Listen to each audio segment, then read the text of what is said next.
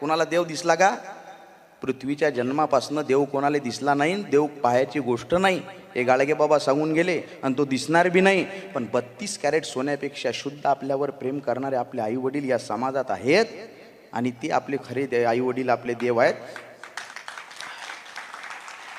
आणि फक्त आई नाही, आईन वडील दोघंही बरं का. कारण फक्त आईचं कर्तृत्व श्रेष्ठ आहे का? नाही.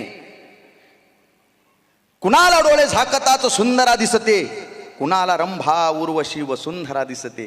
कुणाला डोळे झाकताच सुंदरा दिसते, कुणाला रंभा उर्वशी वसुंधरा दिसते. नव नाटकी जगास न जाणो काय काय दिसते, मी डोळे झाकताच राबणारी माय दिसते. वाह, क्या बात.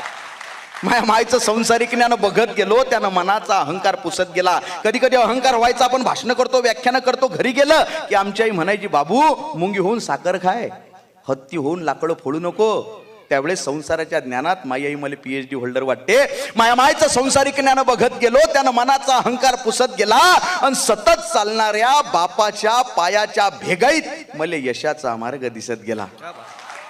अरे गदगदून हसताना मटकन डोळेवले करणारी माय, गदगदून हसताना मटकन डोळेवले करणारी माय, दुखाचे डोंगर पेलताना सुखाचा झरा तिनच निर्माण करावा आणि आखूड पॅन्ट स्लीपर चप्पल घालून जग जिंकल्याचा अभिमान मा बापानच बाळगावा.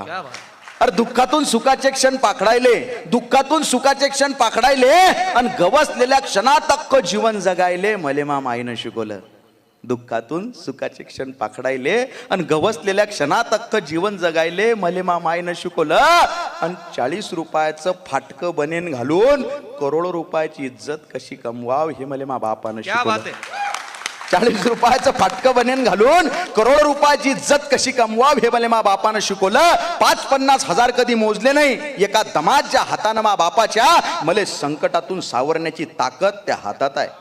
मला संकटातून सावरण्याची ताकद त्या हातात आहे. ते सारेगमप भूपाळी भैरवी कशासोबत खातात नाही माहिती आमच्या आईला, पण तिनं गायलेल्या प्रत्येक रागात मला झोपवण्याची ताकद आहे. तिनं गायलेल्या प्रत्येक रागात मला झोपवण्याची ताकद आहे.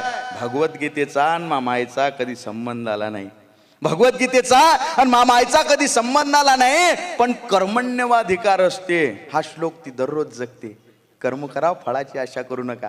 भगवद्गीतेचा मामाईचा कधी संबंध आला नाही, पण कर्मण्यवाधिकार असते हा श्लोक ती दररोज जगते.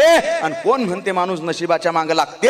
मा बाप उठल्यापासून नशीब बदलवण्यासाठी जगते आणि हे बावळट नशीब दररोज त्याच्या मागे लागते. कोणी म्हणे मा बाप आमदार आहे, कोणी म्हणे मा बाप खासदार आहे, कोणी म्हणे मा बाप जहागीरदार आहे.